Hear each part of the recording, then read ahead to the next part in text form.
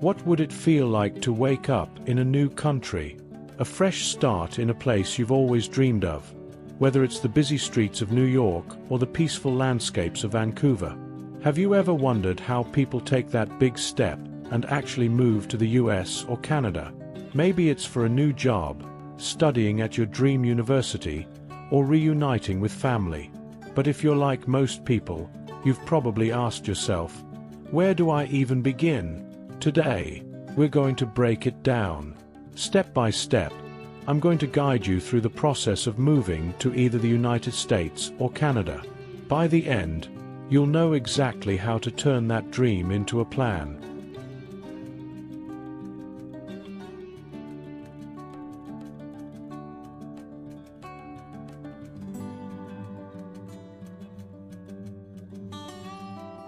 First things first, step 1 is choosing the right visa. This might sound a bit intimidating, but let's keep it simple. For the US, your options depend on why you're moving. If you've got a job lined up, you'll need a work visa like the H-1B. For students, the F-1 visa is your gateway. And for entrepreneurs or investors, the E-2 visa can open doors to starting your business in the US.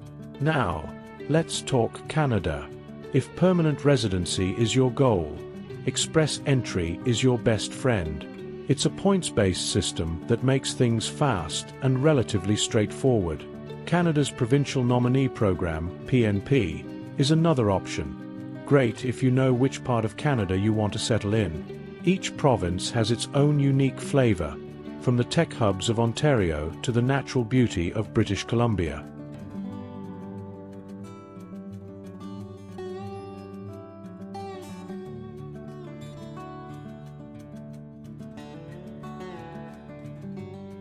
Next up, paperwork.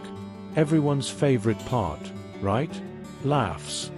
But don't worry, it's easier when you break it down. For both the US and Canada, you're going to need the basics.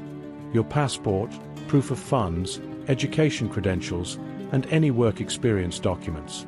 And remember, for Canada, you'll also likely need to pass a language test, either IELTS or CELPIP, to prove you've got the language skills to thrive. And here's a little tip. Make sure to organize everything neatly. You don't want to be scrambling last minute because you missed a document.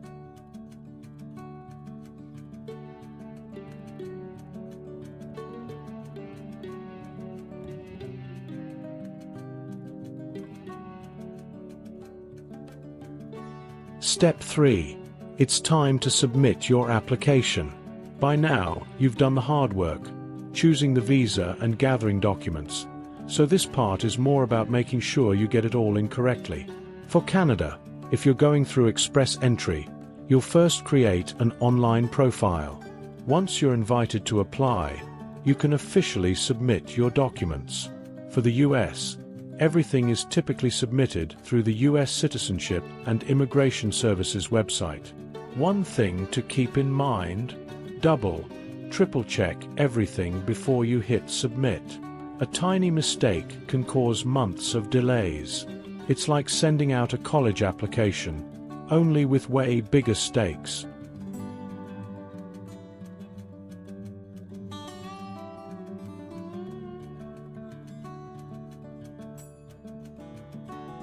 Here's the part nobody likes, the waiting game. Depending on your visa, you could be waiting for a few weeks, or even months.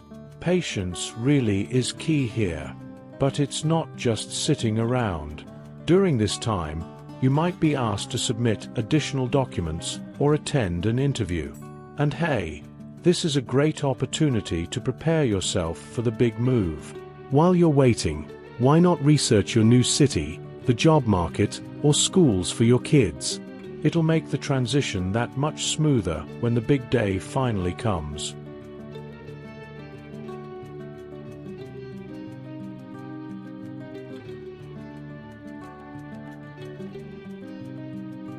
Finally, the moment you've been waiting for. Your visa is approved, and you're on your way to your new home. But before you go, don't forget to plan the little things. Housing, healthcare, setting up a bank account, and maybe even a driver's license.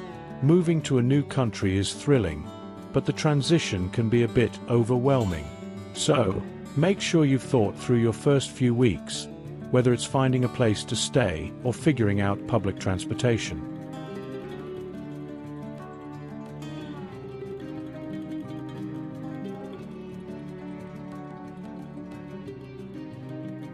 And just like that, you've gone from dreaming about a new life in the US or Canada to actually living it.